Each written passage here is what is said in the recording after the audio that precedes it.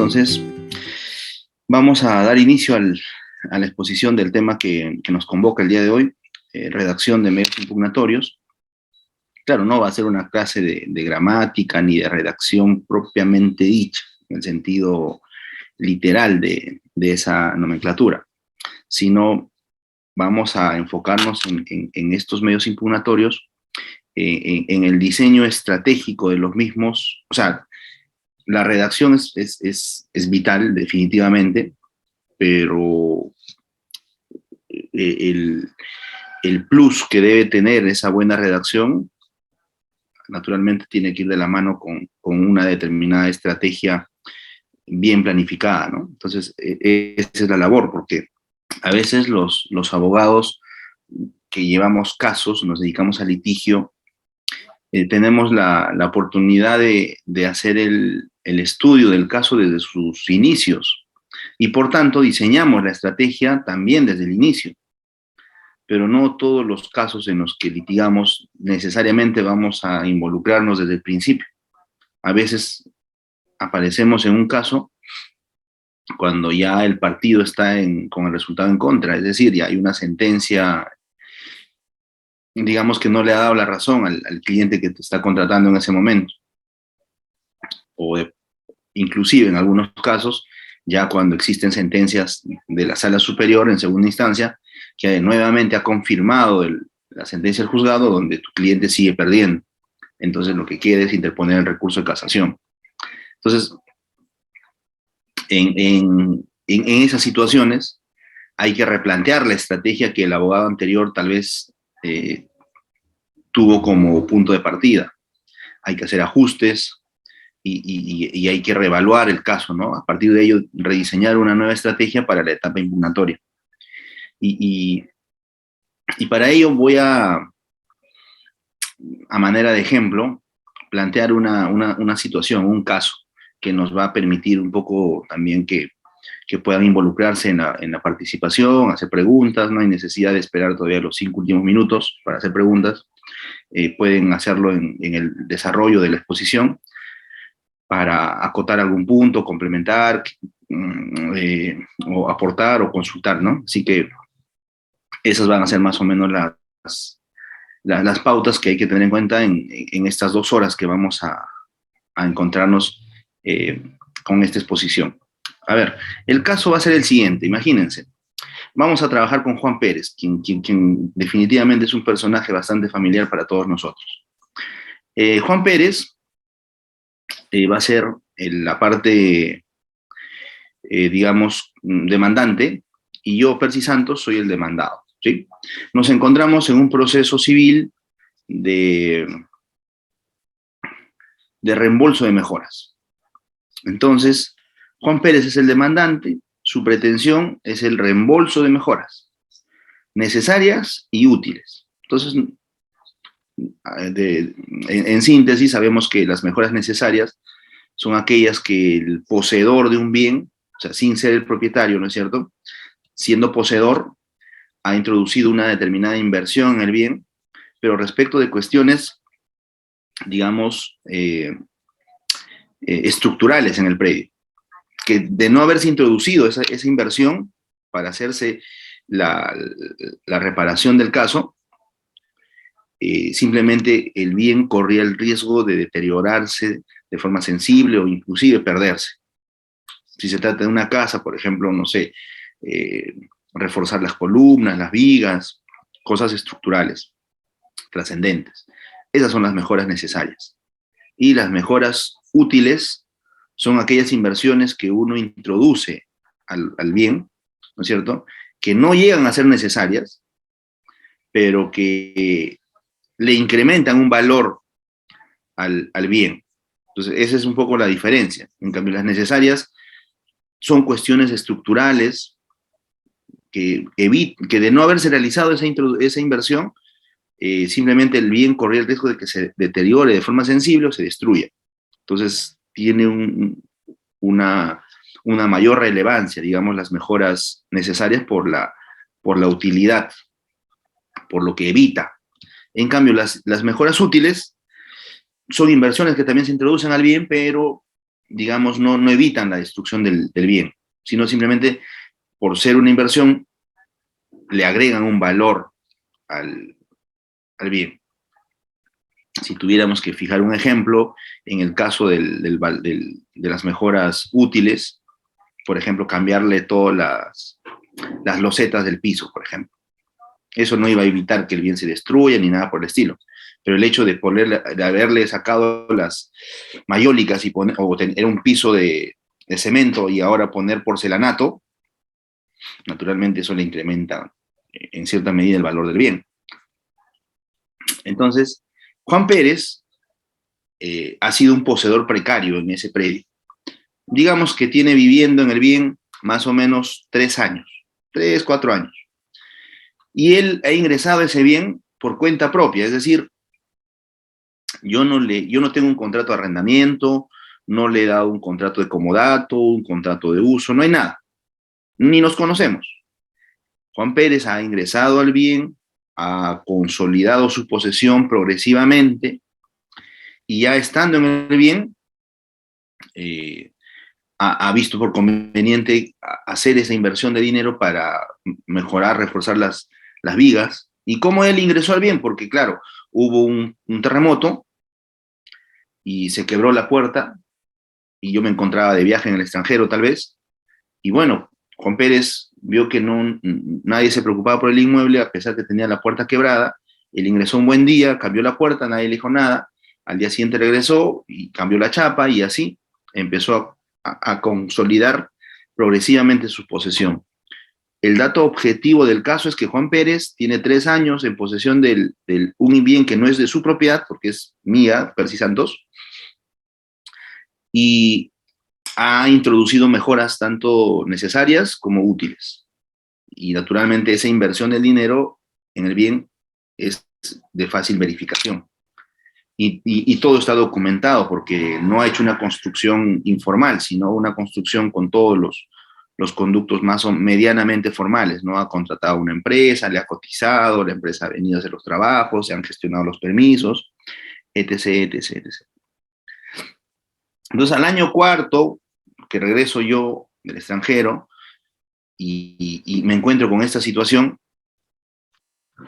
lo que procuro es acercarme al bien, conversar con Juan Pérez, decirle yo soy el dueño y tengo la necesidad que me restituyas la posesión del bien que es de mi propiedad. Y Juan Pérez me dice, bueno, sí, pero yo ya tengo 3 años aquí y bueno, me gustaría en todo caso, si te voy a restituir el bien, que me reembolse las mejoras. Y me enseña toda la documentación de la inversión que ha hecho. Y bueno, llegamos a un acuerdo de conciliación y él se obliga en 3 meses a devolverme el bien y yo me obligo a reembolsarle las mejoras. Y es más, asumamos que no llegamos a ese acuerdo, simplemente llegamos a un acuerdo de palabra nada más, ¿no? O sea, porque la persona, Juan Pérez, digamos, no es una persona conflictiva ni nada por el estilo, él accede a mi pedido, solamente me dice, dame por favor 2 meses, en 2 meses me voy. Pero así como yo de buena fe me voy a retirar sin que me hagas juicio ni nada por el estilo, yo te pediría que también seas considerado y reconozcas la inversión que he hecho y acá están todos los gastos, las facturas. Y es más, eso va a quedar para que tú lo puedas disfrutar como propietario del bien. Esa inversión no se está acabando el día que me vaya, va a quedar ahí.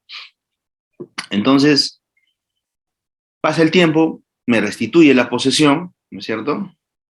Y bueno, ya yo estando en la posesión del bien, él me reclama, me hace llegar, yo le digo, ¿no? Ya está bien, por favor, envíame una carta con todos los gastos, así organizados cronológicamente, con todos los sustentos y las cotizaciones, y según eso yo te voy a reembolsar, o sea, tengo la predisposición a reembolsar. Pero cuando me llega la carta, me llegan montos que yo considero, wow, escapan o sea, ¿cómo tengo la seguridad que efectivamente hayan sido así? ¿No será que están inflando los gastos? ¿No será si estas facturas están siendo simuladas? Entonces me genera algo de desconfianza. Y me niego a pagarle, digamos, el monto que me pide. Y ahí empieza la discrepancia y bueno, no nos ponemos de acuerdo, me invita a conciliar, no acepto su propuesta y luego me demanda. Y en el proceso civil, él exige el reembolso de las mejoras. Y la base legal en la cual se ampara Juan Pérez es el artículo 917 del Código Civil. Voy a dar lectura a ese dispositivo legal porque es, cuando hablemos sobre los medios impugnatorios, los ejemplos que ponga en el recurso de apelación o casación, me voy a circunscribir a este artículo para que se pueda entender de mejor manera el diseño o la estructuración y redacción estratégica de los medios impugnatorios. Dice, el poseedor tiene derecho al valor actual de las mejoras necesarias y útiles que existan al tiempo de la restitución del bien y a retirar las de recreo que puedan separarse sin daño. Entonces, el 917 está estableciendo una regla, ¿no es cierto? Y la regla es, si ha habido un poseedor y este poseedor ha introducido mejoras necesarias y también ha introducido mejoras útiles y las de recreo, mejoras de recreo, él tiene derecho, cuando va a restituir la posesión, a que se le reembolsen las mejoras necesarias y útiles, y las mejoras de recreo, él tiene derecho a retirarlas, siempre que no se dañen, ¿no? Entonces, eso dice la norma 917 del Código Civil. Ese es el fundamento legal de Juan Pérez, dentro de su teoría del caso y toda la cuestión de litigación oral que queramos utilizar. La demanda se admite, se notifica a mi persona, y bueno, yo tengo ahí ahora la cuestión, ¿no? Por un lado digo, me gustaría reconocer, pero, o sea, razonablemente un monto, no el monto total de lo que ella haya gastado, porque también ha vivido gratis 3 años. Así que toda esa inversión que ha hecho, de alguna manera, lo ha disfrutado viviendo sin pagar ni una renta. Y segundo, ese porcelanato no vale lo mismo de hace 3 años a la fecha. O sea, con tanta fiesta que han hecho aquí, veo que el porcelanato está ya algo maltratado, desgastado. Entonces, caramba, no me puedes exigir el monto como si fueran nuevos. Y además yo tengo sospechas de que el monto lo has inflado. Así surgen los conflictos. Esa es la discrepancia. Entonces, yo busco un abogado para que me patrocine en este proceso civil, y el abogado que consigo y para que me asesore me dice, te están demandando por el 917. ¡Ah, carambas! El abogado me dice, podemos estructurar una teoría del caso que nos permita sostener que el 917 del Código Civil no debe interpretarse literalmente. Porque claro, literalmente dice, el poseedor tiene derecho al reembolso de las mejoras, el poseedor. Y al decir poseedor y lo interpretamos literalmente, comprendería todo tipo de poseedores. El poseedor precario inclusive, el poseedor legítimo, el poseedor ilegítimo, el poseedor mediato, inmediato, o sea que el 917, si lo interpretamos literalmente, vamos a llegar a un absurdo donde inclusive el precario, el que no tiene título, inclusive el poseedor de mala fe, tiene derecho al reembolso de las mejoras, y pareciera que hacer la interpretación literal no es acorde a los valores que el Código Civil pretende defender, o tutelar, o regular. Entonces, yo creo que el 917 tiene que interpretarse de manera restrictiva. Solamente ese derecho le asiste a aquellos poseedores legítimos, de buena fe, con contrato, no a aquellos precarios. Y en el caso de Juan Pérez, él es un poseedor precario. Entonces, vamos a estructurar nuestra teoría del caso con ese enfoque. Señor magistrado, Percy Santos es el propietario registral del bien.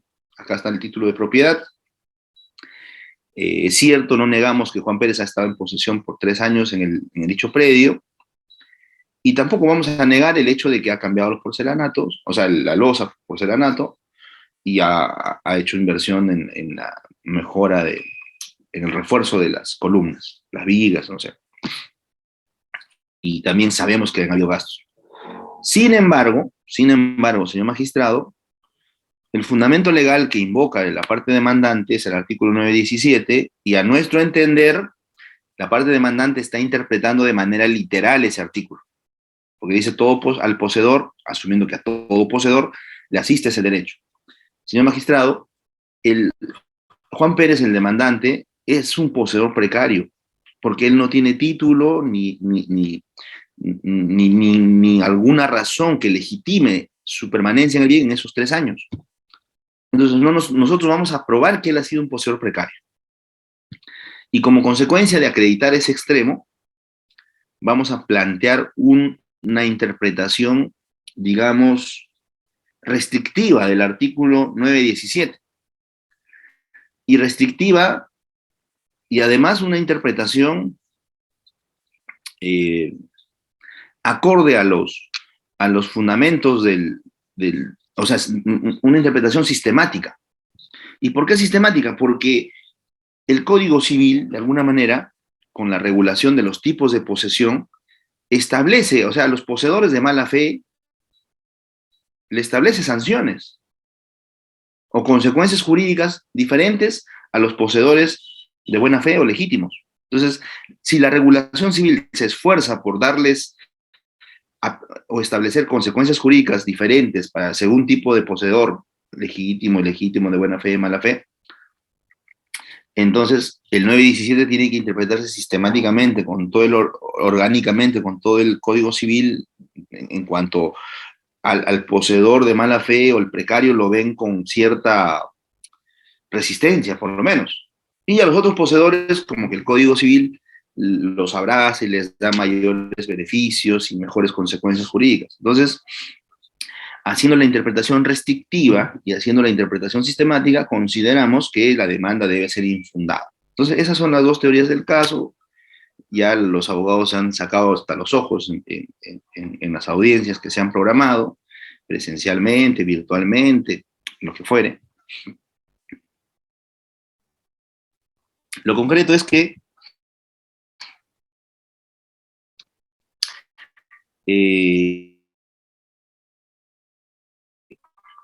hasta ese punto nada más me gustaría saber, asumiendo que ustedes fueran los magistrados de esta civil, tres opiniones.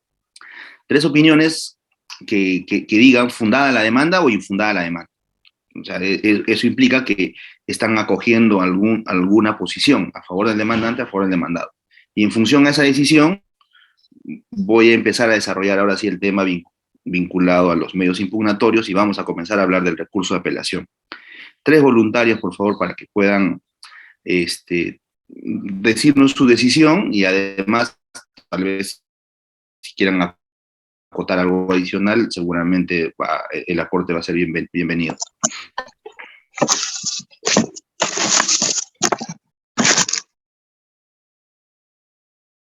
Estimados participantes, pueden levantar la manito para puedan participar. No sé, quien desea levantar su manito, en estos momentos estoy dándole pase, o si no, por el chat pueden intervenir.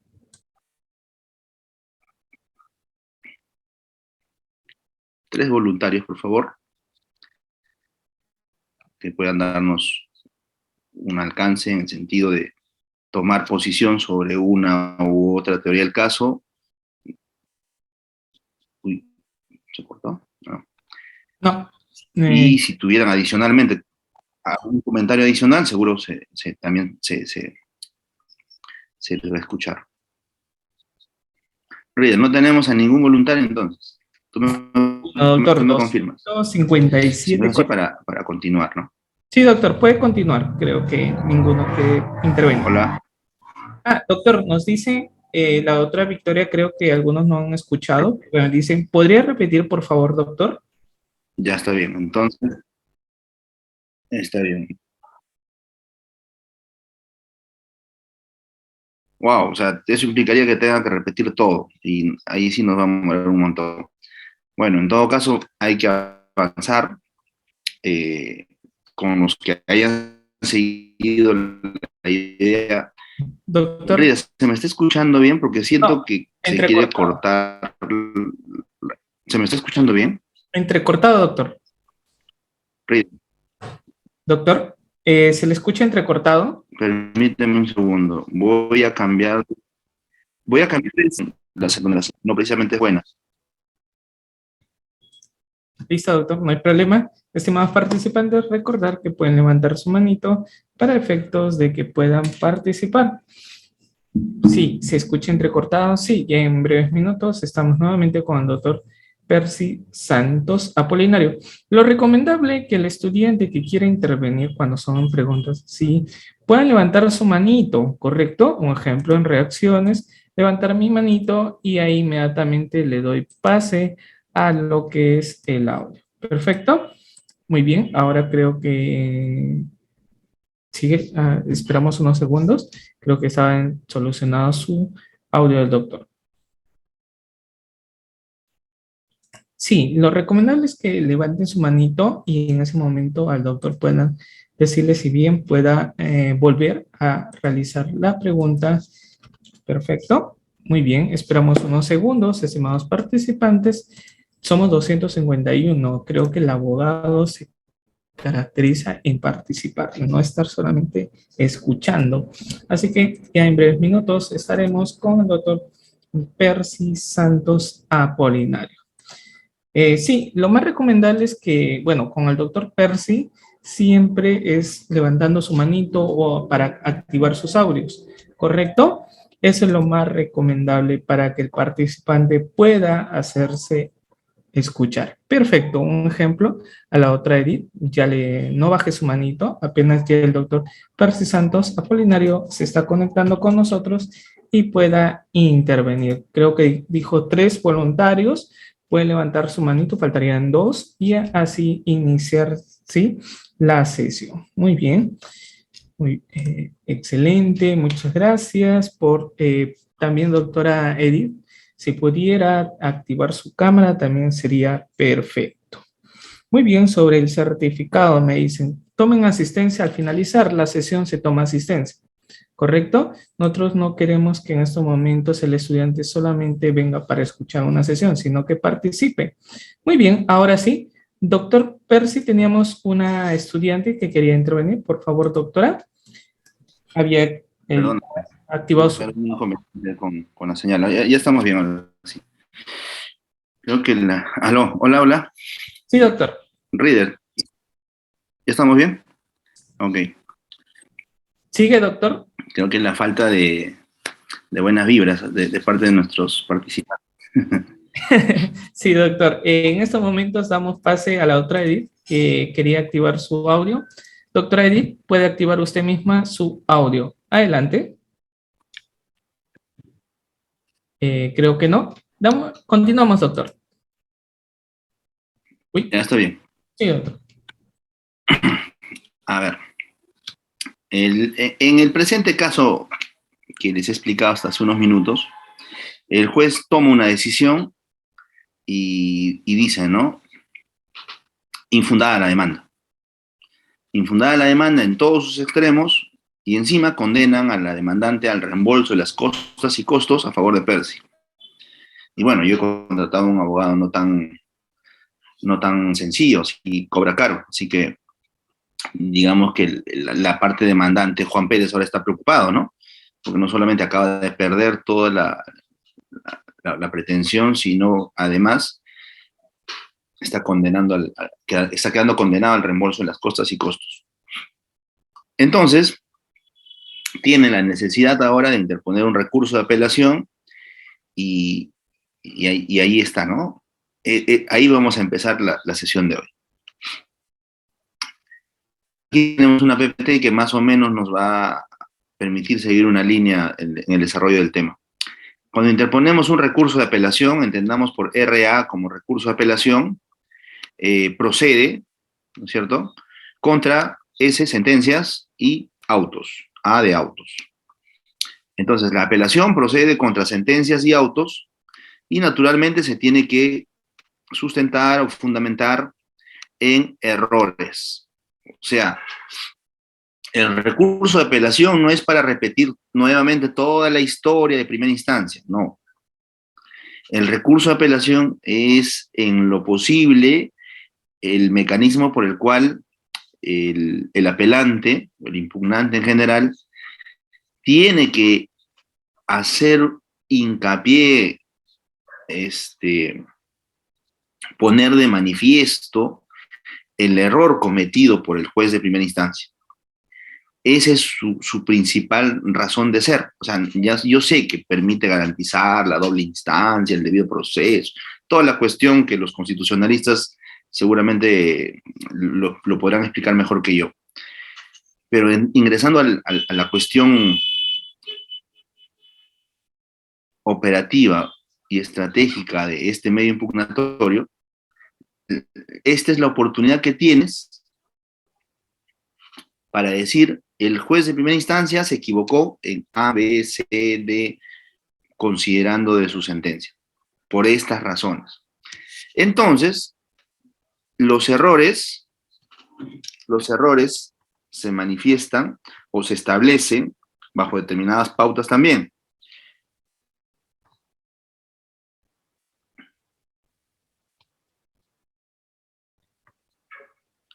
Ahora, ¿cuáles son esas pautas a seguir para determinar o identificar correctamente los errores al momento de presentar el recurso de apelación?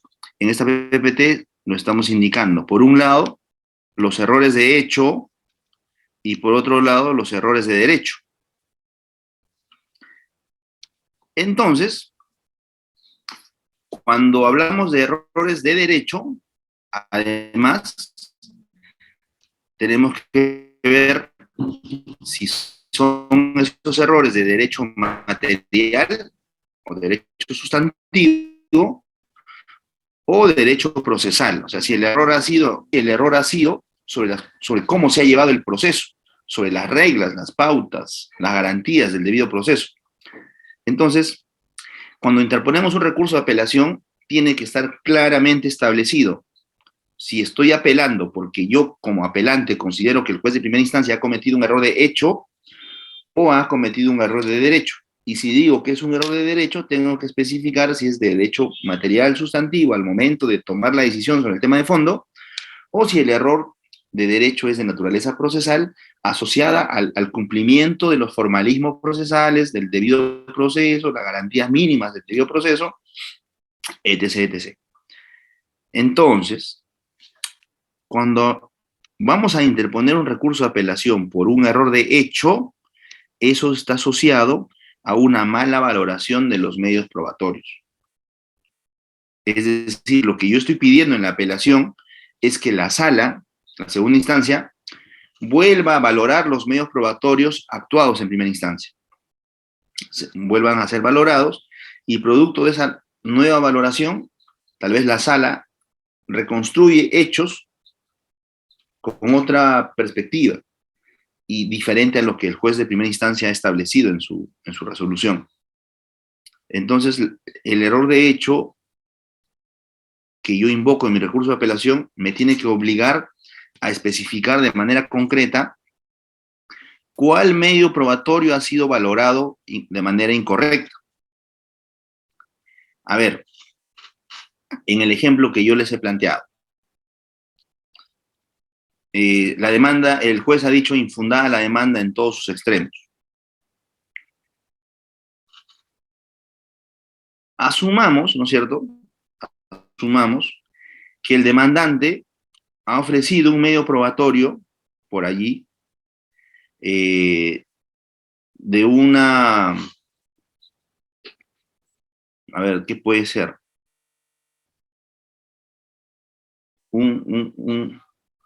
Su partida de nacimiento, ¿sí? Y ustedes miran, ¿pero qué tiene que ver la partida de nacimiento del demandante en este proceso de mejoras? Tiene mucho que ver, señores. ¿Por qué? Porque, a ver, casualmente, si miramos la partida de nacimiento del demandante y la partida de nacimiento del demandado, o sea, de Juan Pérez y de Percy Santos, vamos a notar un elemento en común. ¿Cuál es ese elemento en común?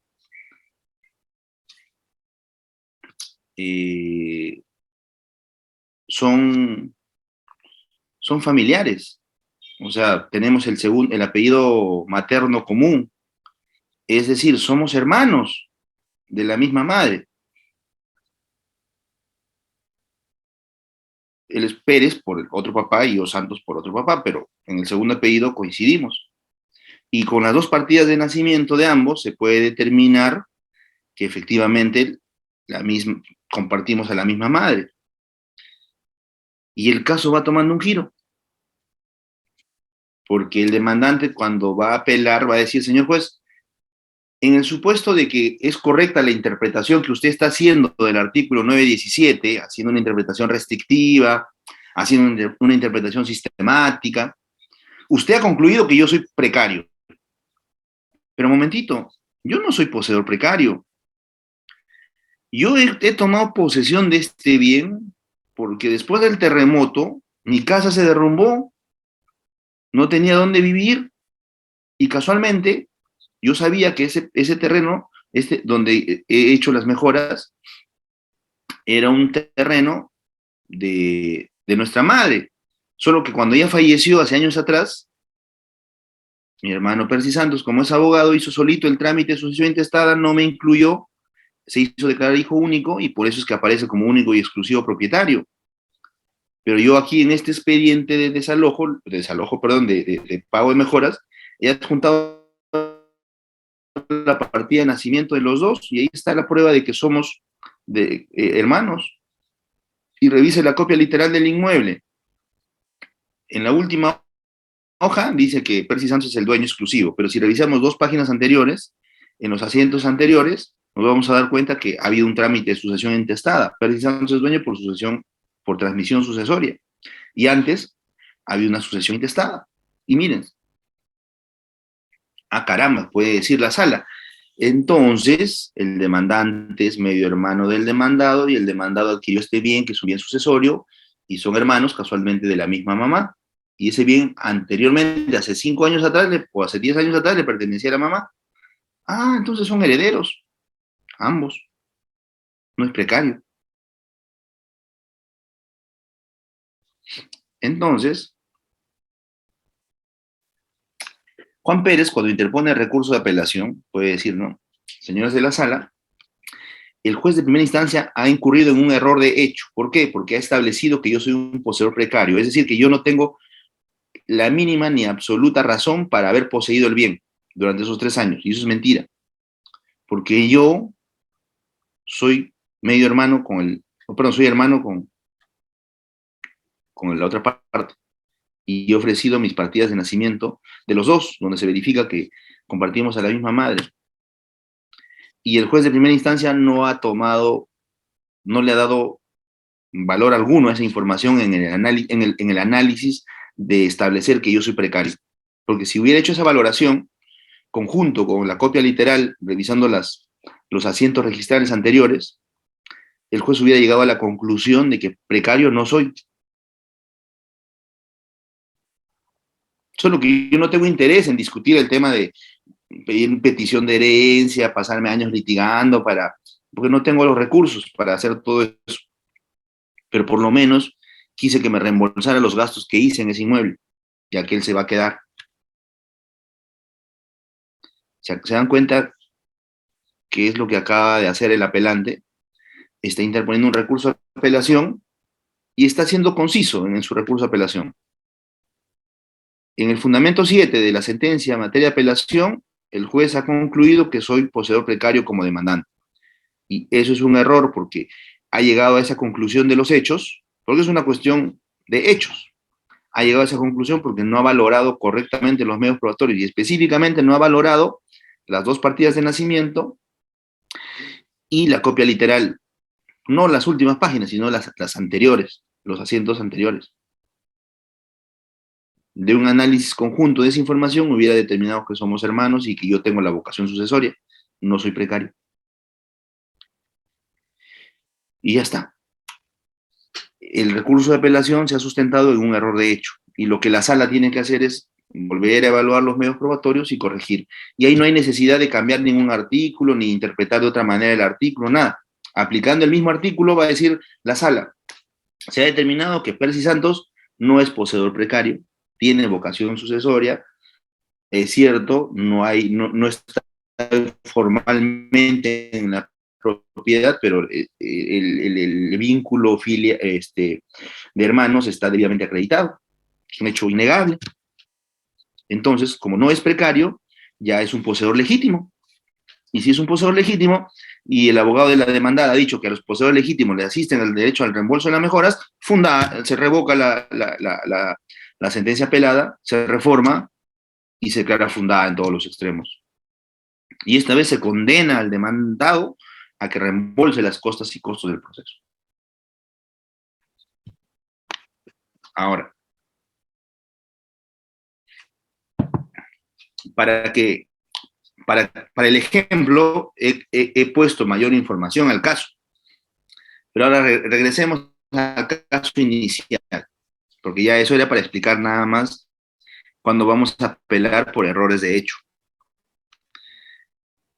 Pero si los hechos el juez de primera instancia lo ha establecido de que son hermanos, las partidas, eso lo agregué al final, ¿cierto? Es para el ejemplo nada más, para ver cómo podemos apelar cuando no ha habido buena valoración de medios probatorios.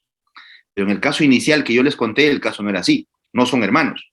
Yo les dije, Juan Pérez ingresó así invadiendo el bien casi porque vio que la puerta estaba quebrada y así ingresó sin autorización de nadie y consolidó su posesión. Entonces, si yo soy el abogado de la parte demandante de Juan Pérez y veo que no hay vínculo filial, todas las pruebas están valoradas correctamente, no voy a poder cambiar el hecho de que sea poseedor precario, entonces ya no puedo apelar por errores de hecho.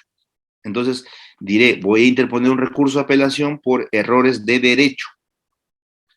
Y ahora, cuando yo pido una apelación por errores de derecho, como les dije, tengo dos posibilidades. Cuestionar la parte procesal, las reglas del proceso, el derecho de defensa, la debida motivación de las resoluciones, los formalismos de las audiencias, el derecho de contradicción, el derecho a probar.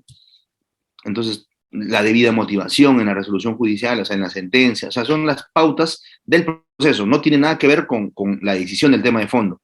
Entonces, si yo interpongo un recurso de apelación sustentado en un error, pero de derecho procesal, eso es porque voy a denunciar que durante el proceso ha habido una contravención de formas esenciales. Señores de la sala, interpongo este recurso de apelación porque ¿cómo es posible, ¿no es cierto? ¿Cómo es posible que no se hayan respetado las formalidades esenciales en este proceso? La audiencia, por mandato de la norma, tiene que realizarse con determinadas formalidades y se tiene que hacer un acta. En este caso se llevó a cabo la audiencia de pruebas y demás y nunca ha habido actas. O cuestionar otro formalismo del proceso, ¿no?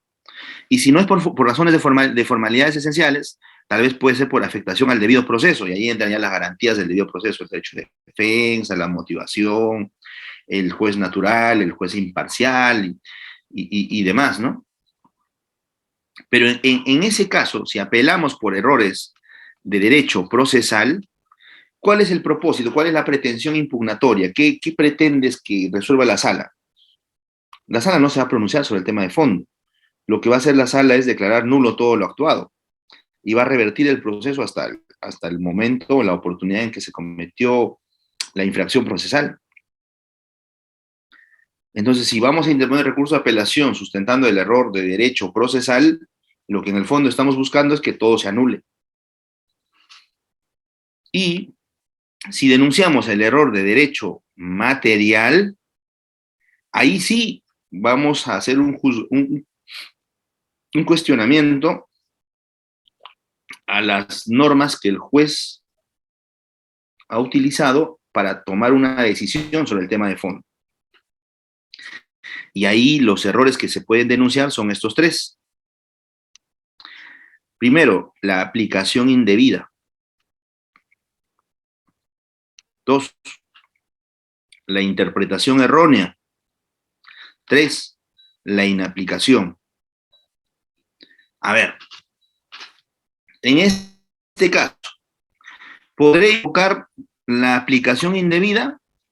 El juez de primera instancia, ¿qué artículo aplicó para resolver el caso? El 917 del Código Civil. Yo podré apelar diciendo, señores de la sala, el juez ha aplicado indebidamente el artículo 917, ¿no? Pues si yo como demandante soy el que sustentó su pretensión en el 917, no le puedo decir a la sala, ese artículo está indebidamente aplicado. ¿Cuándo invoco una aplicación indebida? Cuando el juez aplica un artículo de temas sustantivos o materiales, pero que nada tienen que ver con el caso. Es como que en un proceso de, no sé, se me ocurre, a ver, de responsabilidad civil extracontractual, el juez te aplica un artículo de responsabilidad civil contractual, o sea, que no es compatible con el caso, con el tipo de proceso. O en un proceso, no sé, de divorcio, el juez te aplique como tema de fondo un artículo de nulidad de matrimonio. Y así, ¿no? O sea, los artículos tienen una pertinencia, o sea, tienen pertinencia en determinados casos, pero en algunos otros no tienen pertinencia, no tienen nada que hacer ahí.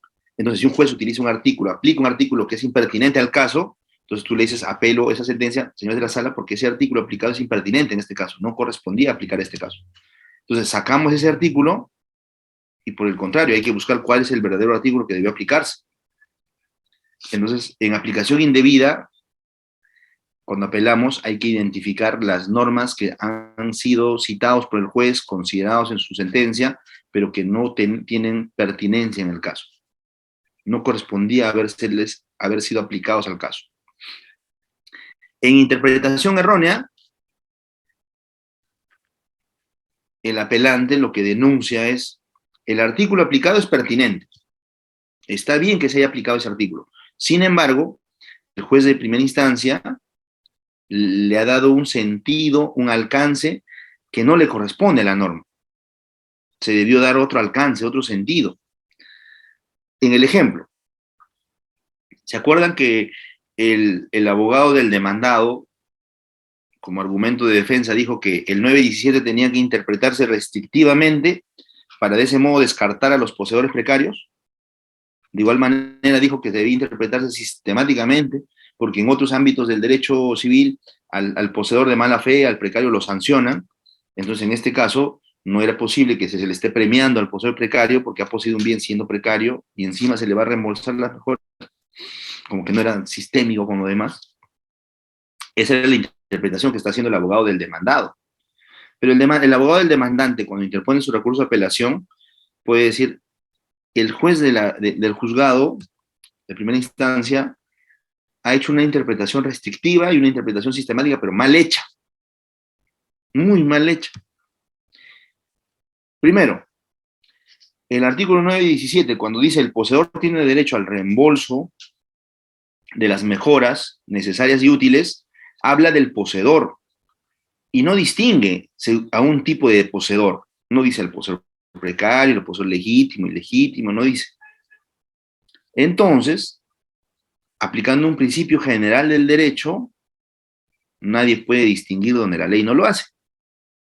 Entonces, ese artículo 917 no tienes razón para interpretarlo restrictivamente. Tienes que interpretarlo en su sentido literal y acorde al principio general del derecho que dice que nadie debe distinguir, la ley no lo hace. Si la ley no ha hecho la distinción, ese derecho del reembolso de las mejoras útiles y necesarias le corresponde a todo tipo de poseedor.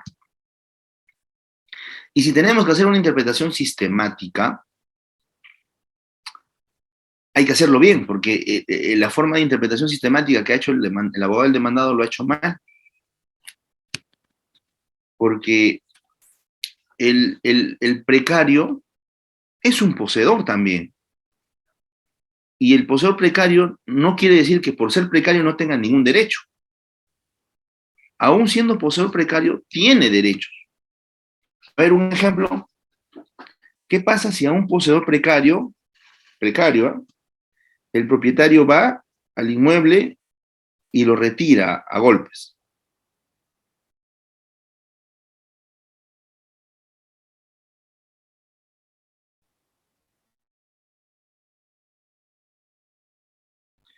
¿Qué pasaría? Les decía, si el propietario de un bien va al inmueble y lo saca a golpes al poseedor precario. ¿El poseedor precario podría denunciarlo por el delito de usurpación? Por supuesto que sí, no porque sea precario como poseedor, él está desprotegido y a merced de que lo de su golpes. ¿Puede recuperar esa posesión aún siendo el poseedor precario contra el dueño del inmueble? Por supuesto que sí. ¿Cuál es la acción civil para ello? El interdicto de recobrar. Aquel que ha sido despojado arbitraria e indebidamente puede promover la acción interdictal a efectos de restituir la posesión a su favor y tiene un plazo de caducidad de 1 año desde el momento en que sufre la desposesión del bien. Entonces, digamos que el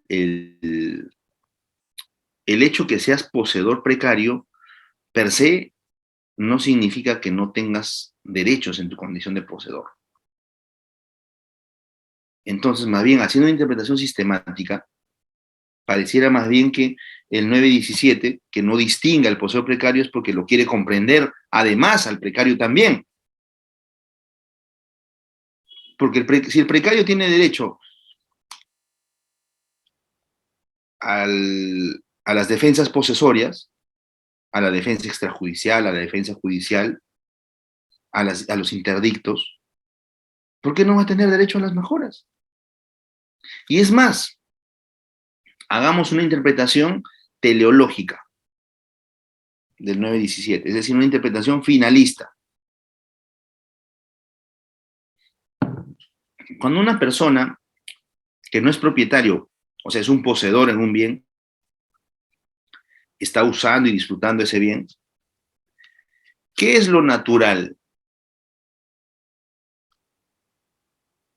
¿Qué es lo consecuente con ello? O sea, la ley no le prohíbe poseer bien, es decir, la ley no prohíbe que se consolide y progrese esa posesión.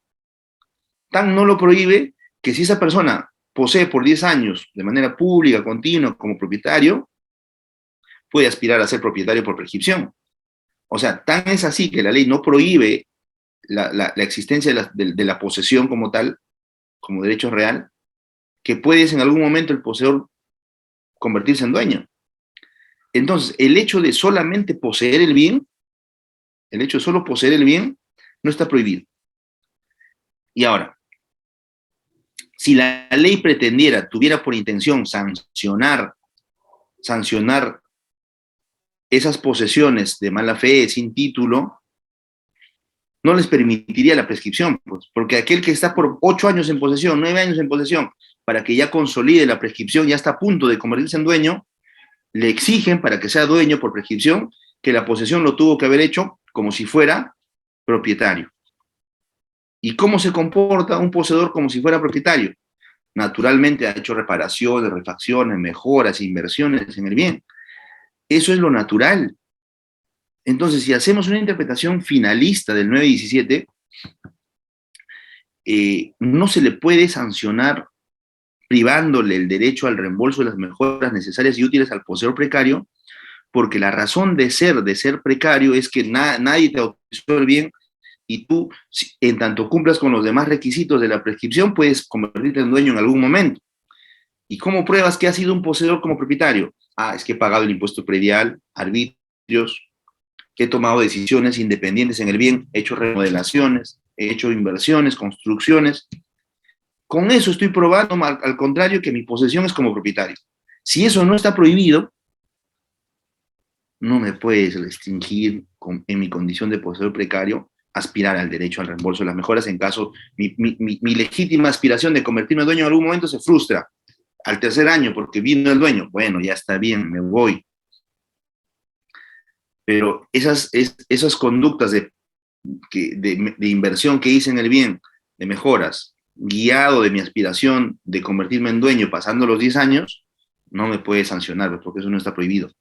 Entonces, haciendo una interpretación desde la finalidad del 917, es comprender además al poseedor precario como beneficiario de ese derecho. Entonces, señores, Juan Pérez, cuando interpone un recurso de apelación, va a decir, desde un punto de vista de interpretación literal, finalista o teleológica y sistemática, la verdadera conclusión del 917 es que no debe excluirse al poseedor precario como beneficiario del derecho al reembolso de las mejoras necesarias y útiles. Entonces, el juez de primera instancia ha hecho una interpretación errónea del 917. Y yo, señores de la sala, lo que pretendo es que ustedes acojan mi planteamiento de interpretación del 917 y como consecuencia de ello, revoquen la decisión del juez diciendo que su interpretación es errada. Y con la interpretación que yo planteo, de ser acogida por ustedes, revoquen la sentencia, reformen, declaren fundada la demanda y condenen al pago de costas y costos a la otra parte. Eso es una interpretación errónea. Por último, también puedo interponer recurso de apelación por inaplicación de un artículo. O sea, tenemos varios casos, ¿no es cierto?, en los cuales no solamente para resolver el caso se necesita aplicar un artículo, tienes que aplicar varios. Y a veces el juez se omite aplicar un artículo que era trascendente para el caso.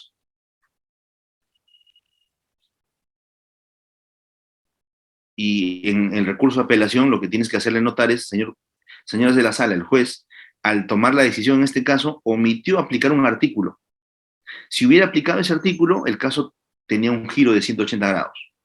Un ejemplo, imagínense que dos cónyuges o excónyuges están haciendo un proceso donde están discutiendo que un inmueble es un bien propio o es un bien social.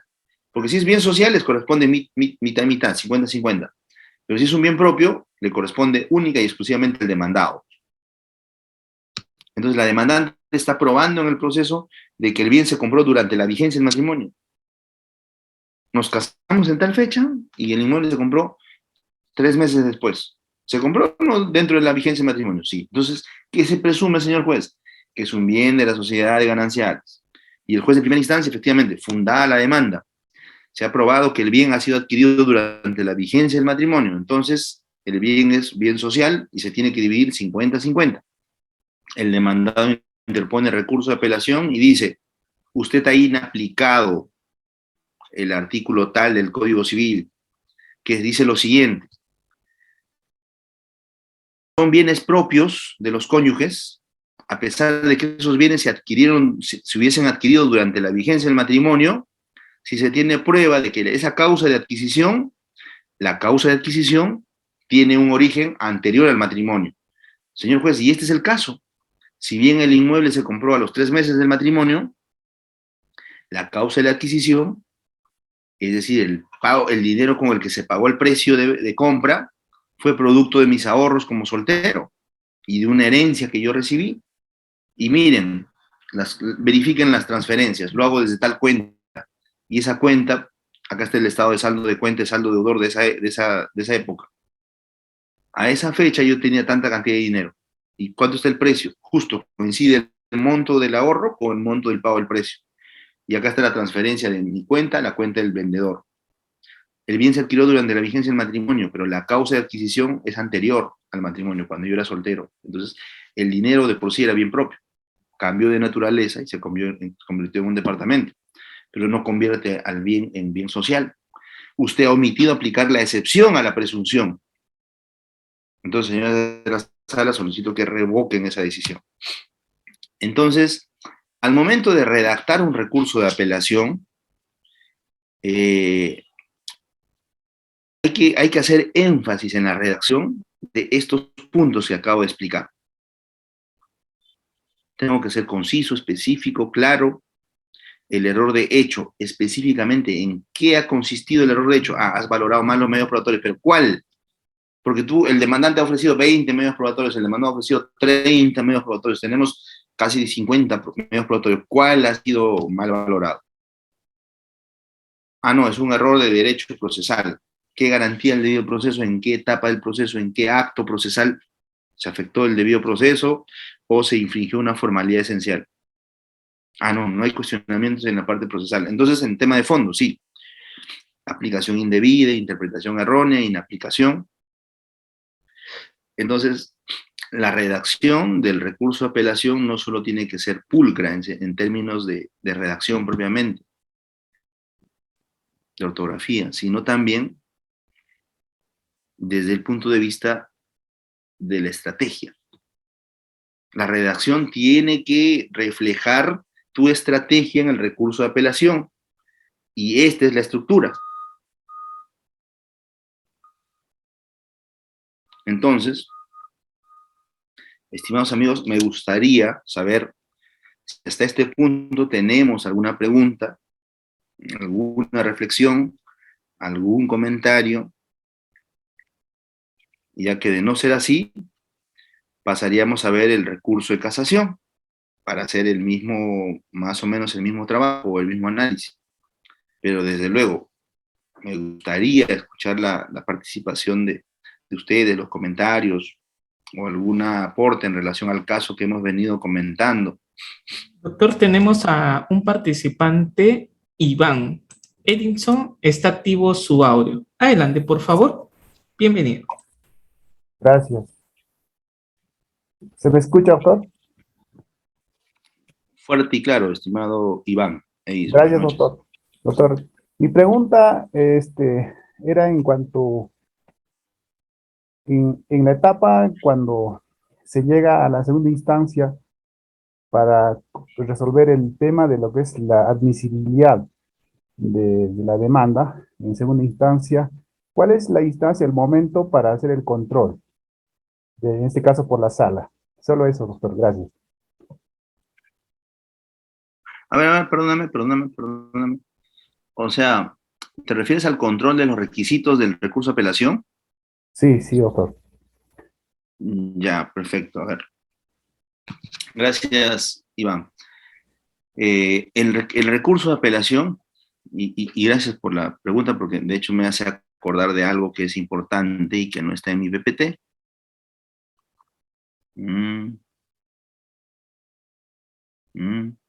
Sí, no está.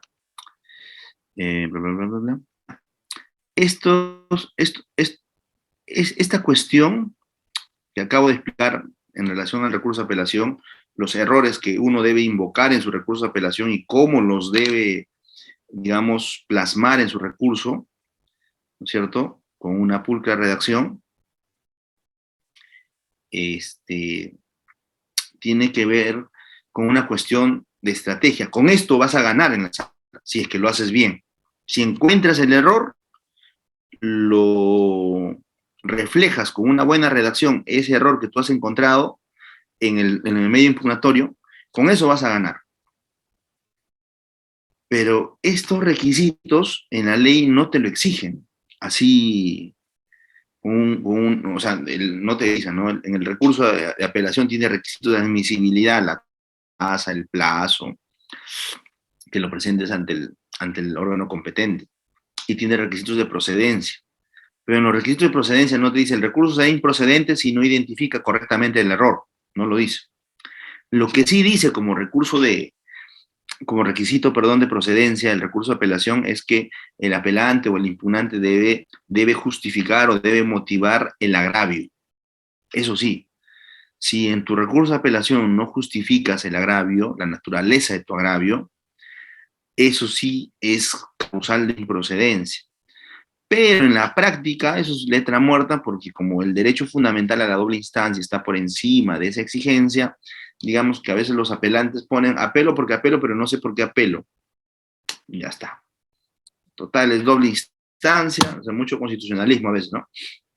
Y como tengo doble instancia, yo quiero que se revise todo de nuevo. Y apelas. Y a veces vuelves a repetir toda tu historia del caso. Cuando no, cuando la apelación es una oportunidad para decirle a la sala, el juez se equivocó en esto, por esto, y acá está la evidencia. Bien. La pregunta que nos hacía Iván. Tenemos a un participante, nombre User. En el chat nos dice, doctor, si pasaron 20 días de haber notificado al demandado y el abogado se entera al contar el día 20, ¿procede mi recurso de apelación? Gracias. Perdóname, ¿cuál es la pregunta, perdón?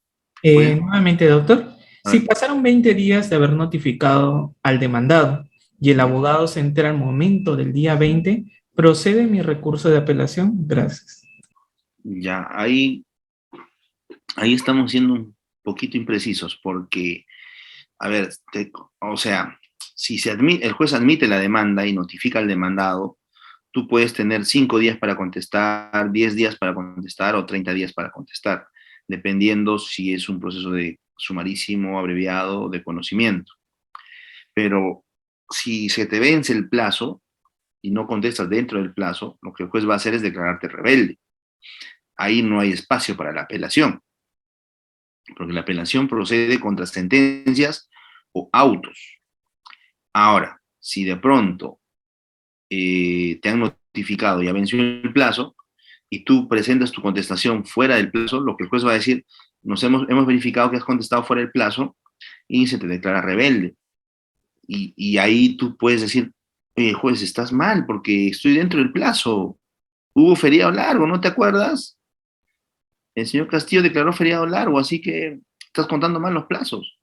Y no me puedes declarar rebelde, tienes que aceptarme en el proceso como parte demandada y admitir mis medios probatorios. Entonces, voy a impugnar esa resolución que me declara rebelde. Pero como en este caso es una cuestión, una incidencia netamente procesal y afecta al derecho de defensa, entonces ya estás en el ámbito del remedio, nulidad procesal. Entonces, no, no habría necesidad de interponer un recurso de apelación, sino simplemente pedir la nulidad al mismo juez de la resolución que te declaran rebelde, ¿no es cierto?, por afectar el debido proceso, tu derecho de defensa, porque no se ha computado correctamente el plazo. Y adjuntarás, ¿no?, la respectiva resolución del Ejecutivo que ha declarado feriado largo esos días que no debieron contabilizarse. Esa sería mi respuesta. Excelente, doctor. Tenemos de la otra Natalie Chávez, nos dice, doctor, en el caso de la estructura errores de derecho, ¿es necesario que siempre sea por error material y procesal o es conforme a adecuarlo al caso? A ver, por ahí no. A ver, es la pregunta de la doctora Natalie, ¿verdad? Sí, sí, doctor, Natalie Chávez. Ya, en el caso de una estructura de error de derecho, ¿es necesario que siempre sea por error de material o procesal o es conforme a adecuarlo conforme al caso? Ya, o sea, en realidad, lo que yo les he explicado son las opciones que tienen. Pueden apelar por un error de hecho, pueden apelar por un error de derecho material, pueden apelar por un error de derecho procesal. Esas son las opciones. Y también les he explicado específicamente cómo tienen que desarrollar cada uno de los errores, según los supuestos que le corresponden. Ahora, la pregunta va en el sentido, ¿y qué pasaría si por ahí un juez no solamente se equivocó en valorar los medios probatorios, o sea, error de hecho, pero aparte de valorar mal los medios probatorios, que tengo un error de hecho, también ha interpretado mal un artículo del tema de fondo, pero además ha motivado mal su sentencia? Entonces, están los 3 errores concurrentes, el error de hecho, de derecho material y de hecho procesal.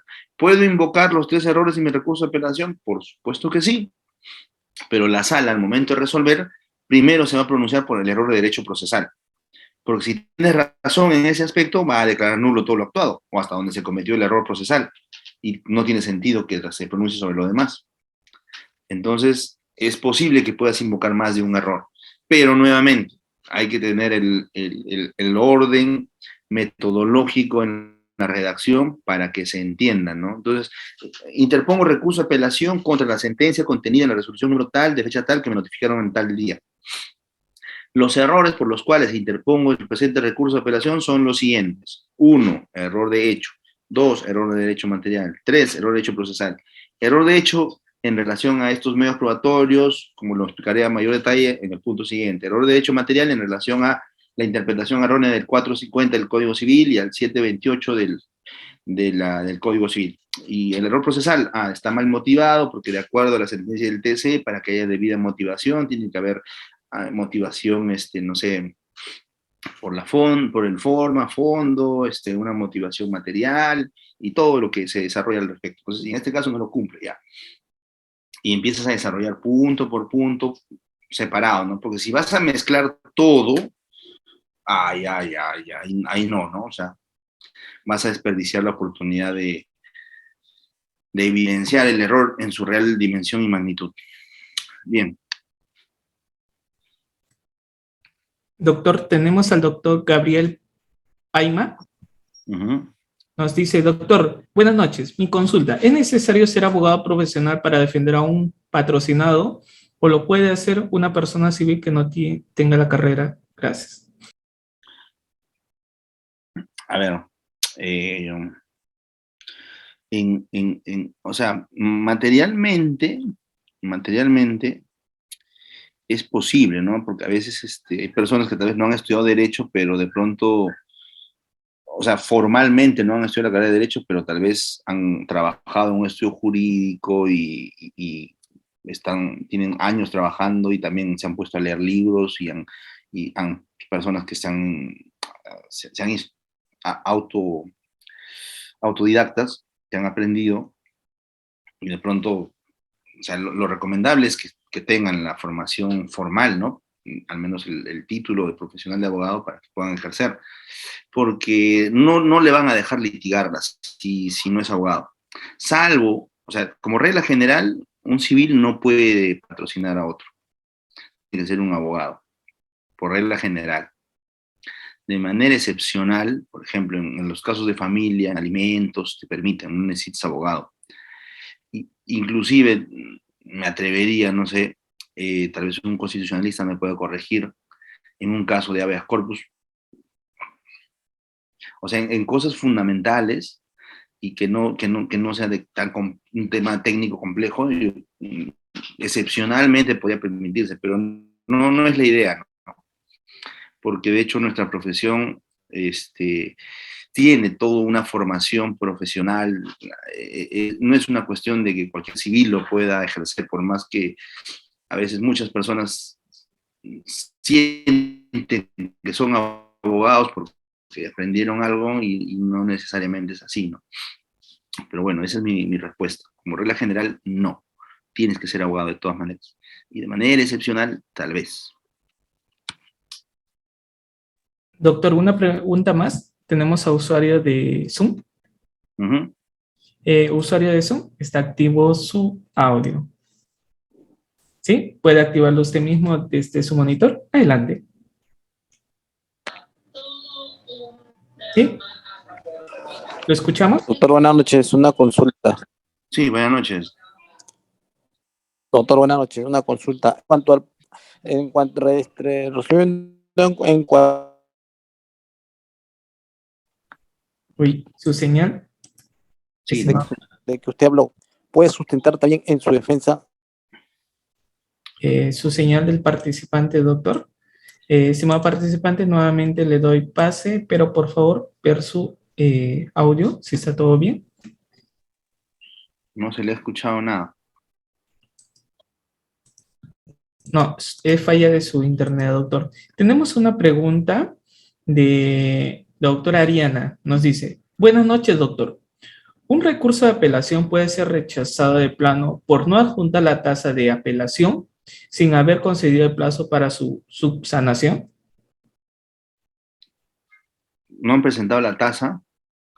De Si es un tema de tasa, es inadmisible y te dan chance para subsanar.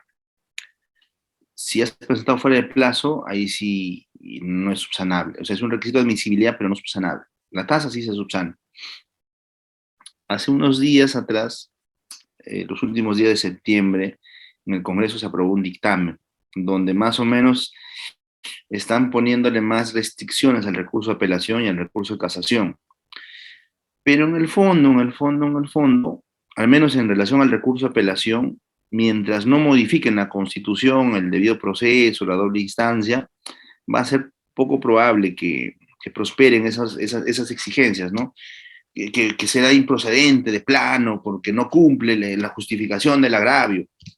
Lo que va a hacer el abogado que ha visto que ha rechazado su apelación, o sea, lo cual está mal, ¿no? O sea, el abogado sí tiene que esforzarse por hacer una buena apelación, así, bien redactado y correctamente estructurado. Pero ya, por alguna razón, digamos, un abogado, no sé, se le vencía el plazo y lo acaban de contratar y tienen horas para presentar porque se acaba el día, ya hace una apelación para cumplir el plazo y no está el agravio y lo declara improcedente de plano, lo que él va a hacer es va a presentar un recurso de queja por denegación de apelación. Y como el derecho fundamental prevalece sobre el derecho de las reglas, al final lo van a conceder. Entonces, ese dictamen que han aprobado en el Congreso, todavía no se publica en el peruano, tiene mucho de tener buenas intenciones, pero en la práctica no va a llegar a nada, ¿no? O sea, son exigencias al recurso de apelación, pero que no trasciende. Pero el otro extremo de la modificación en relación a la casación, ahí sí, porque están exigiendo que la pretensión supere las 500 URPs para que recién proceda a casación, para que no todos los casos lleguen a la Corte Suprema. Eso sí, esas restricciones sí son objetivas y lo que buscan es reducir la carga a la Corte Suprema y ya muchos casos acaben en la segunda instancia, en las salas de las Cortes Superiores. Y solo excepcionalmente algunos casos llegan a la Corte Suprema. Eso es lo que esas modificaciones sí van a tener seguramente mayor resultado y también se van a ver sus consecuencias, ¿no? Y de hecho, o sea, de 100 procesos que llegan a casa, o sea, van a juzgado, a la sala y a la Corte Suprema, hace que se demoren más, pues porque te demoras 1 año y medio en primera instancia, 10 meses o 1 año en segunda instancia. En la Corte Suprema te demoras 1 año y medio más o 2 años para que resuelvan tu recurso de casación. Y ahí el proceso civil demora 4 años, 5 años. Eso, al restringir el acceso al recurso de casación, va a hacer que en muchos casos terminen máximo en 2 años, ¿no? 2 años y medio, hasta segunda instancia. Y también va a reducir la carga de la Corte Suprema para que los casos acumulados se resuelvan más rápido. Eso es lo que se espera, pero ya veremos más adelante. Bien, entonces vamos a continuar con la segunda parte de nuestra exposición, que es en relación al recurso de casación. A ver, en el recurso de casación, en este caso representado por por RC, ¿cierto? R.C, recurso de casación, procede contra sentencias y autos que pongan fin al proceso. Que pongan fin al proceso y, ojo, y que hayan sido emitidas por salas superiores. Eso es importante. ¿Por qué? Porque, a ver, si el caso empezó en el juez de paz letrado y no estás de acuerdo con su sentencia, interpones recurso de apelación, el caso se va a elevar al juez especializado en segunda instancia. Y esa sentencia en segunda instancia pone fin al proceso, sí, pero la pregunta, ¿se puede interponer recurso de casación? No. ¿Por qué? Porque para interponer recurso de casación, como mínimo, la sentencia o el auto de segunda instancia tienen que haber sido emitidas por las salas de las Cortes Superiores, es decir, por 3 jueces, 3 vocales. Y por ende, el caso como mínimo tuvo que empezar en los juzgados especializados. Entonces, para tener posibilidad de interponer recurso de casación, como mínimo, se tuvo que haber interpuesto el recurso de casación contra las sentencias o los juzgados, perdón, las sentencias o autos emitidos por las salas de las Cortes Superiores. Ahora, la restricción que han agregado como nuevas exigencias, ¿cuáles son?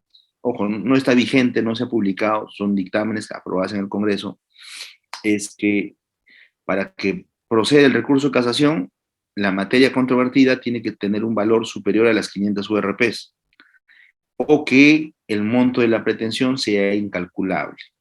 Por ejemplo, los casos de suspensión de patria potestad es una pretensión, empieza en juez de familia, en segunda instancia, de familia. Procede de casación, ¿supera o no supera las 500 URPs? No, en este caso la pretensión no es cuantificable en dinero. Ah, sí procede, entonces, o sea, más o menos, ¿no? Ese es el ejercicio. ¿Qué más? Ya, la exigencia te dice, si en primera instancia, ya perdiste en primera instancia, declararon infundada la demanda, o sea, ganó el demandado, interpusiste tu recurso de apelación y la sala confirmó, has vuelto a perder 2 veces. O sea, en ese caso ya no puedes interponer recurso de casación. Como mínimo, para interponer recurso de casación, alguito de razón te tuvieron que dar en segunda instancia, al menos en parte. Ahí sí estás habilitado. O si no, que revocan, reformen, te dan la razón a ti, y ahora la otra parte que ganó en primera instancia tiene derecho a interponer recurso de casación porque recién está perdiendo por primera vez. Entonces, más o menos con estos requisitos lo que están haciendo es un poco más excepcional el acceso a la Corte Suprema a través del recurso de casación. Ahora, este recurso se sustenta también en errores, a veces en horrores judiciales, pero errores es lo que...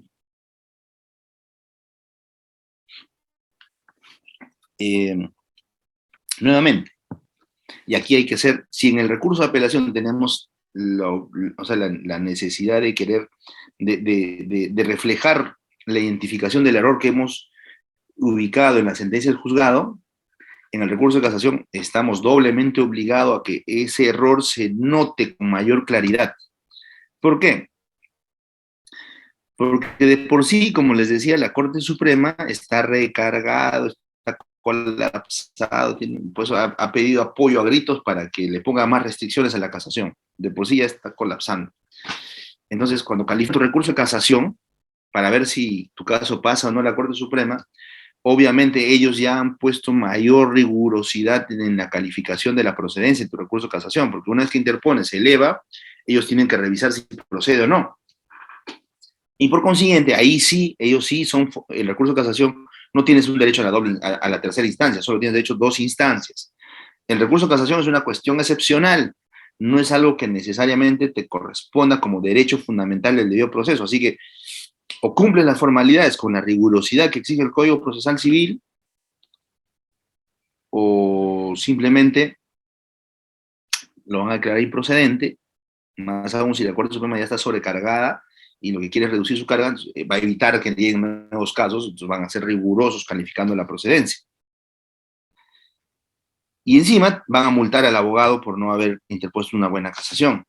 Entonces, al menos para no salir multados y no afectar la reputación, que los abogados a veces con sacrificio y con esfuerzo académico se consigue, hay que ser responsables al momento de interponer un recurso de casación y hay que esforzarnos bastante para que los requisitos se perciban en el escrito.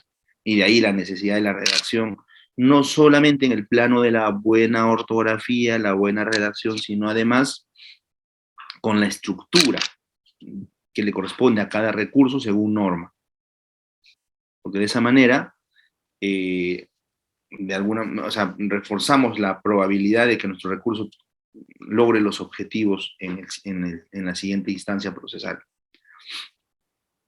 A ver, ¿cuáles son los errores que podemos invocar en el recurso de casación? El primer error es la infracción normativa. Entonces, interpongo recurso de casación y me sustento en el error de infracción normativa. Ahora, esto es una cuestión solo de nombre, ¿eh?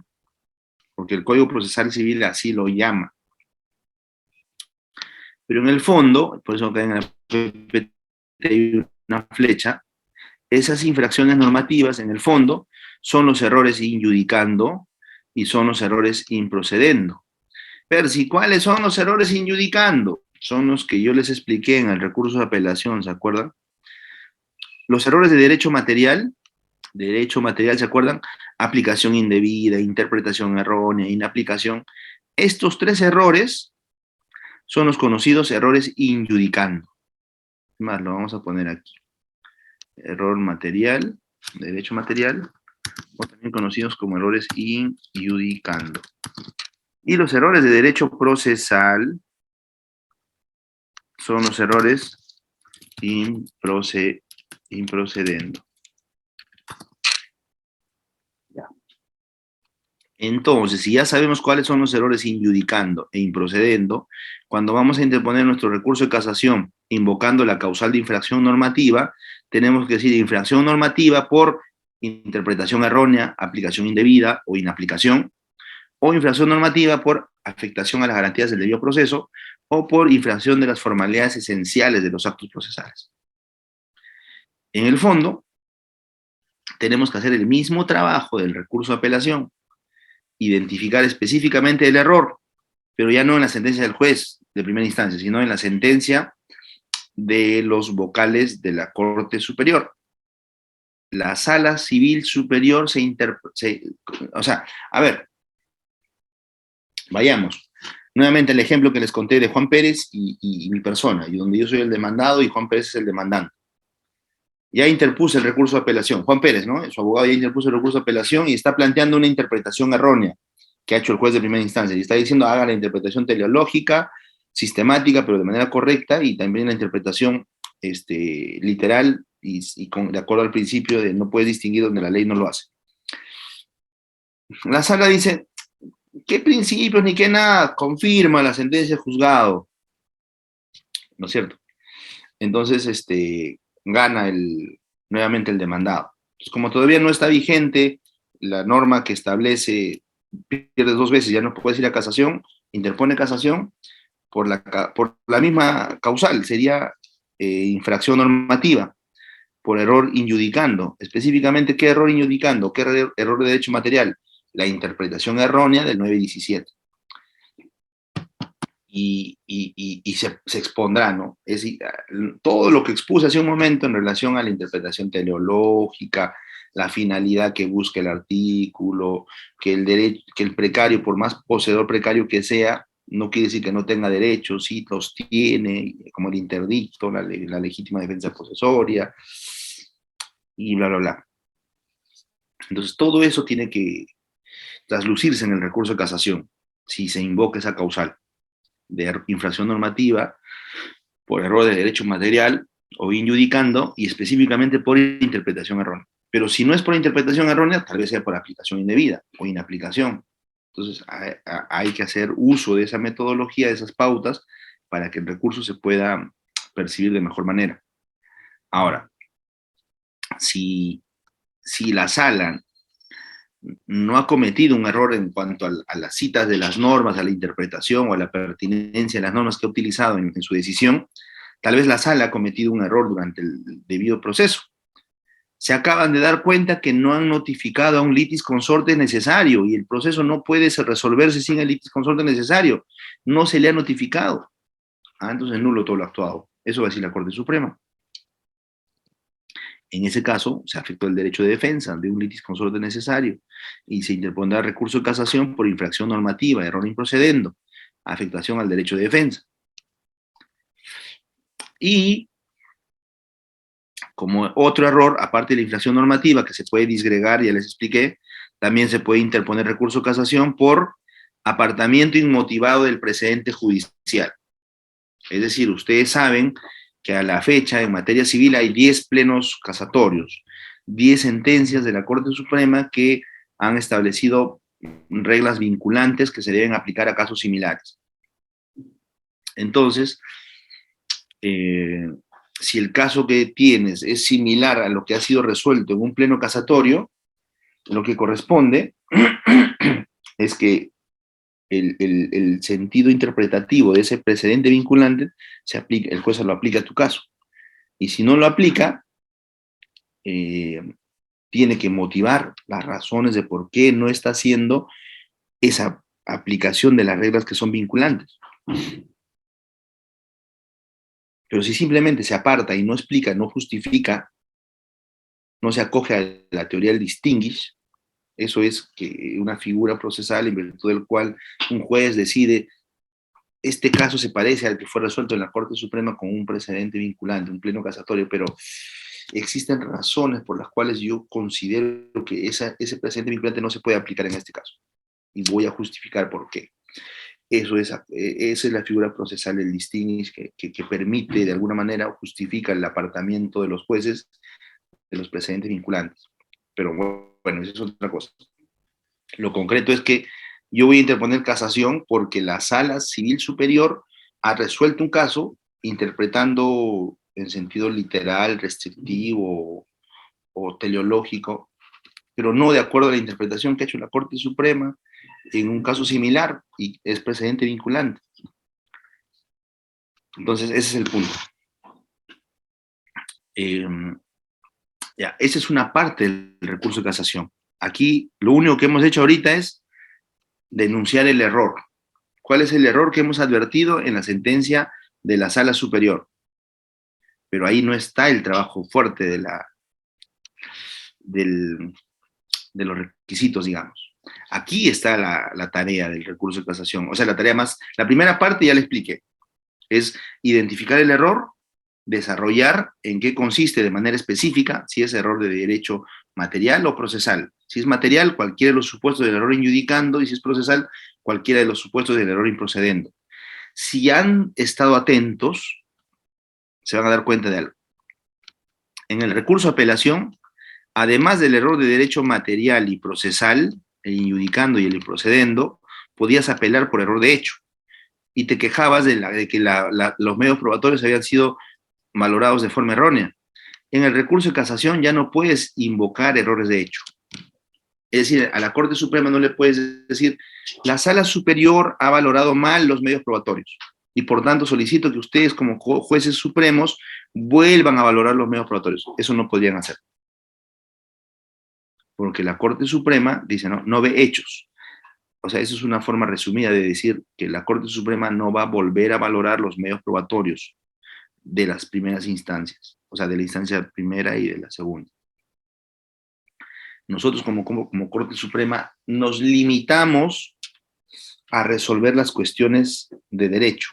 Es decir, las normas aplicadas están bien interpretadas, las normas aplicadas son pertinentes, no se olvidaron de aplicar alguna norma que era relevante al caso, o si no se afectó el debido proceso, ninguna formalidad esencial a lo largo del proceso. La Corte Suprema solo controla la legalidad, por eso dice, ¿no? Una de sus funciones es el control de la legalidad en el caso en concreto. Si tú en tu recurso de casación estás explicando la interpretación errónea, pero haces énfasis en temas de medios probatorios, la Corte Suprema cuando haga este control de los requisitos, va a decir, estás invocando una causal de error de derecho material por interpretación errónea, pero en el fondo te estás quejando de un error de hecho. Y nosotros como Corte Suprema no valoramos nuevamente los hechos. Improcedente ese recurso de casación y por favor multen al abogado.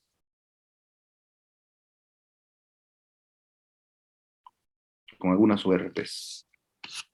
Entonces, esa es la mecánica del control de los requisitos del recurso de casación. Entonces, vamos a conocer esos requisitos de cerca. A ver, los requisitos de admisibilidad, interponer dentro del plazo, son 10 días. Tasa, de acuerdo al monto de la pretensión.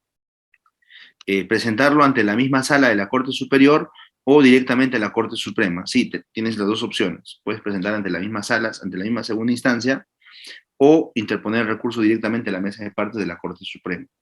Es lo mismo. Los requisitos de procedencia. Aquí está la otra parte de la tarea más compleja del recurso de casación. A ver, primero, no haber consentido la resolución adversa de primera instancia si esta fuera confirmada por el superior. A ver. Imagínense que yo interpongo una demanda de nulidad de acto jurídico de un contrato de compra-venta. Quiero que se quede nulo ese contrato de compra-venta. Pero además yo pido el pago de una indemnización por daños y perjuicios, 10.000 soles, o no sé, $10.000. Entonces, en mi demanda tengo dos pretensiones: nulidad de acto jurídico e indemnización. El proceso avanza, y el juez dice en la sentencia de primera instancia, me declara infundada las dos pretensiones. Infundada las dos. No me da la nulidad, no anula el contrato, ni tampoco me da un sol de indemnización. Entonces, en mi desesperación, yo interpongo recurso de apelación, pero solamente interpongo apelación por la nulidad de acto jurídico, por una de las pretensiones. Y ya no me pronuncio, no digo nada en relación a la indemnización. Esa omisión me va a costar caro, porque la sala, cuando resuelva la segunda instancia, solo se va a pronunciar sobre la nulidad. Y si nuevamente no me da la razón y yo quiero interponer recurso de casación, solo podré interponer recurso de casación por la nulidad, pero ya no sobre la indemnización. ¿Por qué? Porque la resolución adversa en primera instancia la he consentido al no haber apelado el extremo referido a la indemnización. Sobre ese extremo, en relación a la sentencia de primera instancia, ya hay cosa juzgada. Es decir, la indemnización ya es cosa juzgada. Solamente estamos para discutir en Suprema, a través del recurso de casación, la nulidad. Por eso el requisito número 1 de procedencia: no haber consentido la resolución adversa de primera instancia. Es decir, si hay una sentencia en primera instancia y hay varias pretensiones, y me han desestimado algunas de ellas o todas, yo tengo que apelar todas aquellas que hayan sido resueltas en mi contra. Todas. Apelo, cosa que así, si me da la razón la sala, bingo, estoy contento. Pero si no me da la razón, puedo interponer casación por todas las pretensiones denegadas, ¿no? Entonces, esa es la función, esa es la razón de ser de este requisito de procedencia. Ahora, nos dicen, tengo que hacer un sustento claro y preciso de la causal. Excelente. ¿Se acuerdan de que les dije que tenemos que denunciar errores en el recurso de casación? Infracción normativa, injudicando, improcedendo, específicamente en sus modalidades, o apartamiento inmotivado del precedente judicial. Han omitido aplicar la sexta regla del 10º pleno casatorio referida a la prueba de oficio consistente en... Ya. Entonces, toda esa explicación, identificas el error, ¿no es cierto? Aquí, en esta, sustento claro y preciso de la causal. Infracción normativa, por error injudicando, por interpretación errónea del artículo 917 del Código Civil. Ese es mi sustento claro y preciso de la causal. Ahora, me dicen, demostrar la incidencia de la causal en la decisión impugnada. Ahora, en el recurso de casación tengo que explicar cómo así, de acogerse mi sentido interpretativo, como lo expuse hace momentos atrás, si se acoge esa interpretación, ¿cambia o no cambia el sentido de la decisión? Por supuesto que sí, porque acogiendo mi sentido interpretativo, vamos a llegar a la conclusión que el 917 reconoce el derecho al reembolso de las mejoras útiles y necesarias a cualquier tipo de poseedor, incluyendo a los precarios. Entonces, si hacemos esa interpretación que yo he planteado hace rato y que lo he reiterado varias veces, digamos, el sentido de la decisión va a cambiar. Entonces, por más precario que soy, como demandante, Juan Pérez, voy a tener derecho a que se me reembolse el valor de las mejoras. Entonces, en el recurso de casación tengo que demostrar que lo que estoy planteando, identificando como error, es un error relevante, que va a hacer que todo cobre un giro de 180 grados. Porque si hago mi casación bonito, identifico el error, pero no demuestro que de darme la razón en esa denuncia del error, el caso no se va a alterar en 180 grados, improcedente el recurso de casación. Y también tengo que señalar en el recurso de casación el efecto. Cuando digo el efecto, la norma lo que en realidad se está refiriendo es cuál es tu pretensión impugnatoria en el recurso de casación. ¿Qué pretendes alcanzar con este recurso de casación? Y ahí los efectos son dos, el efecto anulatorio y el efecto revocatorio. ¿Y a qué se refiere con el efecto anulatorio? Si interpongo recurso de casación por infracción normativa, pero sustentado en los causales de errores improcedendo, afectación al debido proceso, infracción de las formalidades esenciales de los actos procesales, en el fondo lo que estoy diciendo es, hay vicios de nulidad en el proceso. Entonces, cuando interpongo casación por esa causal, ¿cuál debe ser mi pretensión impugnatoria en el recurso de casación? Que la Corte Suprema declare nulo todo lo actuado hasta el momento donde se cometió la infracción. Se olvidaron de un litis consorte necesario, entonces hasta la notificación de la demanda, porque han afectado su derecho de defensa. Pero si de pronto en el recurso de casación yo no voy a cuestionar un error improcedendo, sino voy a cuestionar un error injudicando de error de derecho material por interpretación errónea, aplicación indebida, inaplicación, en ese caso, mi pretensión o el efecto va a ser un pedido revocatorio. ¿Y en qué consiste ello? Que la Corte Suprema, en caso me dé la razón en la causal que estoy denunciando como error en el recurso de casación, deje sin efecto la sentencia de la sala y actúe como sede de instancia. Es decir, es como que la Corte Suprema baja de su reino, baja al llano, y actuando como sede de instancia, es decir, yo actuando como si fuera un juez de tu jerarquía, sala, pónganse un costado ustedes, pónganse un costado. Nosotros estamos bajando desde la Corte Suprema, porque ya dejamos sin efecto. O sea, como el recurso de casación ha sido fundado, dejamos sin efecto tu sentencia, señores de la sala, casamos la sentencia, así lo dicen. Y luego dicen, y actuando en sede de instancia, ¿eso qué significa en términos sencillos? Yo, como juez supremo, termino de ser juez supremo por el momento y bajo al llano, me pongo en tu posición y a partir de eso resuelvo el caso como si fuera un juez de la segunda instancia, de sala superior. A eso se refieren con la frasecita en las casaciones de actuando en sede de instancia. Entonces, amigos, esos son los requisitos de procedencia.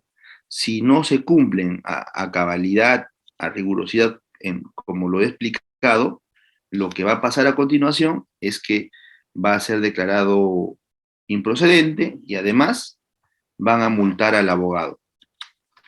Eso es lo que va a suceder. Entonces, el objetivo de este curso, o exposición, perdón, en relación al tema, en relación al tema que nos ha convocado, el objetivo, ¿cuál era? Era conocer un poco la estructura de los recursos, el diseño estratégico de los mismos, las exigencias normativas de ambos recursos, y complementar ello, nutrir ello seguramente con las sesiones anteriores que tal vez pudieron tener enfocadas a la cuestión de redacción en sí, ¿no? Si a esto le agregan una redacción pulcra, naturalmente todos estos requisitos se van a traslucir con bastante claridad en sus respectivos escritos. Con esto yo he terminado mi exposición. Quedo atento a eventuales preguntas, comentarios, reflexiones que podamos hacer en los siguientes minutos. Excelente, doctor. Doctor Neisel, muy buenas noches. Está activo su audio. Adelante, por favor. Bien, doctor, buenas noches. La pregunta es la siguiente. Primero, felicitarle por la ponencia. Y bueno, yendo a la pregunta, en un caso donde al demandante le declaran, en primera instancia le declaran fundada su pretensión, y en la sala también le declaran, confirman la misma decisión y declaran fundada la pretensión. En ese caso, ¿va a proceder la casación? ¿Va a proceder el recurso de casación, doctor? Si se publica la ley en el peruano conforme han aprobado el dictamen, no, ya no procedería, porque habías perdido 2 veces. Entonces, si de pronto, para que proceda, ¿no? Si de pronto la sala hubiera revocado en parte, digamos, en segunda instancia, porque en primera pierdes, en sala revocan en parte, o sea, sigues perdiendo, pero no todo, pierdes la mitad, o sea, ahí sí va a proceder casación. Pero si plenamente confirman 2 veces, ahora ya no va a proceder casación. Pero todavía no está vigente, no se ha publicado en el peruano, es un dictamen aprobado en el Congreso, pero al parecer tiene la venia de la mayoría como para que salga, porque es un pedido a gritos que está haciendo la Corte Suprema porque quieren reducir la carga procesal, y también se busca que los casos no demoren demasiado. Y bien que mal, terminarán con la sentencia de la sala. Mal resueltos, bien resueltos, porque esperar una buena decisión de los jueces de la Corte Suprema demora 8 años, 10 años el proceso. Y para eso ya a veces ya se murió la generación que estaba litigando en ese proceso. Ya los nietos son los que terminan viendo el final del juicio. Entonces, ese es un poco el comentario que puedo hacer al respecto.